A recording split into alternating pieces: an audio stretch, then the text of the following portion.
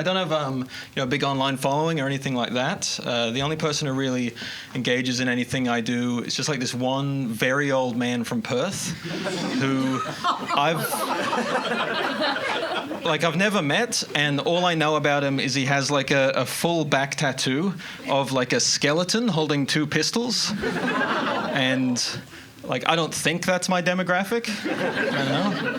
But he'll comment on everything I do, and the things he writes, like, they're not bad or good.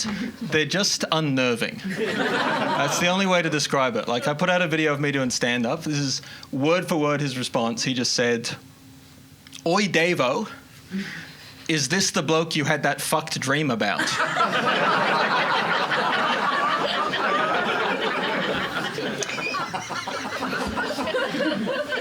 And, like, I'll never know because he hasn't successfully tagged Davo anywhere in this post. Just gotta put it out there.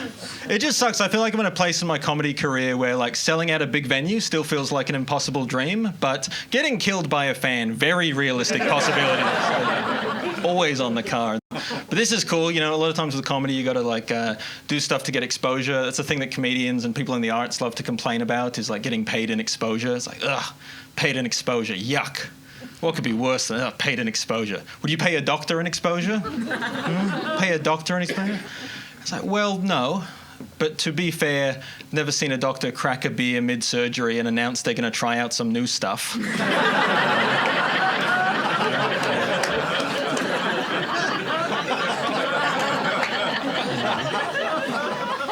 If someone dies during an operation, the doctor doesn't blame the patient for being too dumb to understand the way they do surgery. This is a lot of fun. I'm from like a small town in New South Wales originally called Gerringong, and I've lived in Melbourne for a while now.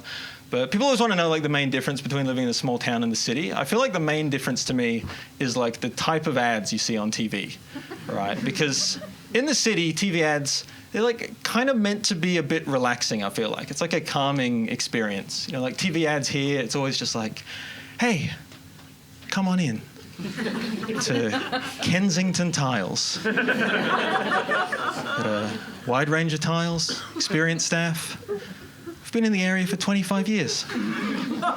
So just come on in. Come in. And they'll do like a sort of a cute, nice tagline at the end. They'll be like, Kensington Tiles, where craftsmanship meets experience.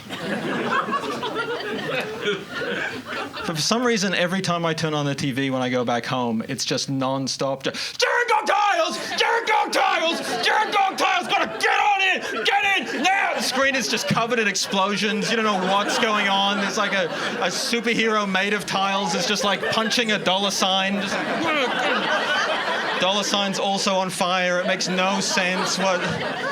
They still have a tagline, but it's just insane. It's just like, Gerringong Tiles, fuck you, I'm going to live forever. You're like,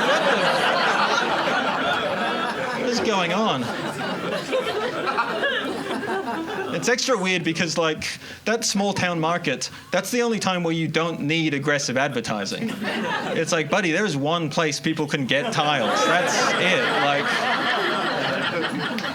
the whole ad could just be like, Gerringong Tiles, what are you going to do? Drive to Wollongong? Didn't think so. Didn't think so, mate.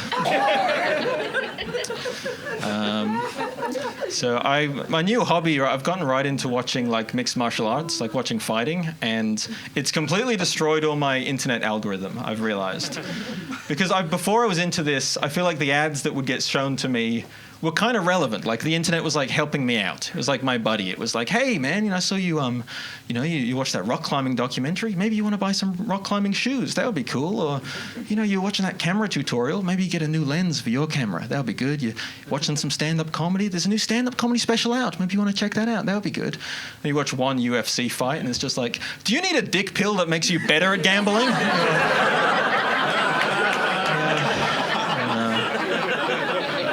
But I'm actually quite conflicted about it now because I heard an interview with one of the fighters in the UFC, and he was saying that when you get knocked out in a fight, you have no memory of that happening. Right? Like your memory of the event is you're in the back, you're getting warmed up, you're getting excited. and then you're just in the hospital. And you just have this bit of missing time. I heard that and I thought, man, that sounds horrible. I don't know ethically if I should be supporting this anymore. But the more I've thought about it, it's like, you know what, actually, if I could have no memory of all of my professional failures, I would love that.